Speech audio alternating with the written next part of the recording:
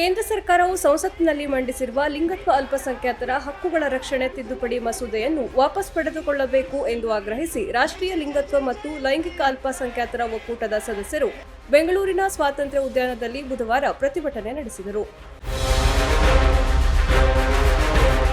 ಪ್ರತಿಭಟನೆ ವೇಳೆ ಕೇಂದ್ರ ಸರ್ಕಾರದ ವಿರುದ್ಧ ಘೋಷಣೆ ಕೂಗಿ ಆಕ್ರೋಶ ವ್ಯಕ್ತಪಡಿಸಿದರು. 2026ರಲ್ಲಿ ಇದನ್ನು ಬಂದು ನಾವು ಯಾಕೆ ಖಂಡಿಸ್ತಿದ್ದೀವಿ ಅಂದರೆ, ಇವತ್ತು ಒಂದು ಗಂಡಸಿಗೆ ಗಂಡಸು ಅಂತ ಹೇಳಲಿಕ್ಕೆ ಬೇಕು, ಒಂದು ಹೆಣ್ಣಿಗೆ ಹೆಣ್ಣು ಅಂತ ಹೇಳಲಿಕ್ಕೆ ಯಾರೂ ಬೇಡ. ನನ್ನ ಜೆಂಡರನ್ನು ನಾನಿವತ್ತು ಐಡೆಂಟಿಟಿಯಾಗಿ ಹೇಳ್ಕೋಬೇಕಾದ್ರೆ ಅದಕ್ಕೆ ಆದಂಥ ಒಂದು ವೈದ್ಯಾಧಿಕಾರಿಗಳ ತಂಡ ಅಂತೆ, ಅದಕ್ಕೆ ಆದಂಥ ಅಧಿಕಾರಿಗಳ ತಂಡ ಅಂತೆ. ಇದು ಯಾವ ನ್ಯಾಯ?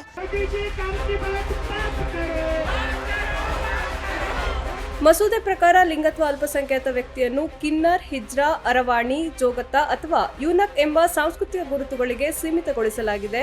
ಲಿಂಗತ್ವ ಅಲ್ಪಸಂಖ್ಯಾತರ ಸ್ವಯಂ ಗುರುತಿನ ಹಕ್ಕು ಸೇರಿದಂತೆ ಎಲ್ಲ ಹಕ್ಕುಗಳನ್ನು ರಕ್ಷಿಸುವ ಬದಲು ಕಸಿದುಕೊಳ್ಳುತ್ತಿದೆ ಎಂದು ತಿದ್ದುಪಡಿ ಮಸೂದೆ ವಿರುದ್ಧ ವಿರೋಧ ವ್ಯಕ್ತಪಡಿಸಿದರು. ಈ ಕೇಂದ್ರ ಸರ್ಕಾರ ಆಗಿರ್ಬೋದು ಅಥವಾ ಈ ಒಂದು ಮಸೂದೆನ ಯಾರು ರೆಡಿ ಮಾಡಿದ್ದಾರೆ ಅವರು ಯಾಕೆ ಈ ನಮ್ಮ ಮನಸ್ಥಿತಿಗಳ ಜೊತೆಗೆ ಆಟ ಆಡ್ತಾ ಇದ್ದಾರೆ ಅಂತ ಗೊತ್ತಿಲ್ಲ. ದಯವಿಟ್ಟು ಏನು 2026 ಇದೆ ಅದನ್ನು ರದ್ದುಗೊಳಿಸಬೇಕು. 2019ನಲ್ಲಿ ನಾವು ಮಾಡಬೇಕಾಗಿರೋ ಕೆಲಸ ತುಂಬ ಇದೆ. ಕೇಂದ್ರ ಸರ್ಕಾರ ಆಗಿರ್ಬೋದು, ರಾಜ್ಯ ಸರ್ಕಾರ ಆಗಿರ್ಬೋದು, ಮಾಡಬೇಕಾಗಿರೋಂಥ ಕೆಲಸ ತುಂಬ ಇದೆ. ಹಾಗಾಗಿ ಆ ಕೆಲಸಗಳ ಬಗ್ಗೆ ನಾವೆಲ್ಲರೂ ಯೋಚನೆ ಮಾಡೋಣ. ಟ್ರಾನ್ಸ್ಜೆಂಡರ್ ಮಂಡಳಿನ ಸ್ಟಾರ್ಟ್ ಮಾಡಬೇಕು ನಮ್ಮ ರಾಜ್ಯದಲ್ಲಿ.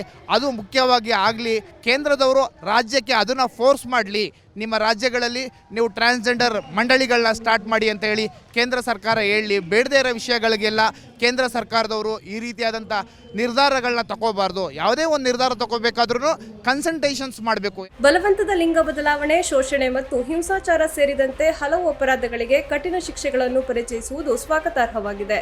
ಆದರೆ ಲಿಂಗತ್ವ ಅಲ್ಪಸಂಖ್ಯಾತರ ಮೂಲಭೂತ ಹಕ್ಕುಗಳನ್ನು ಹಾಗೂ ಸ್ವಾಯತ್ತತೆಯನ್ನು ಕುಗ್ಗಿಸುವ ಕೆಲಸ ಮಾಡಬಾರದು ಎಂದು ಮನವಿ ಮಾಡಿದ್ದಾರೆ.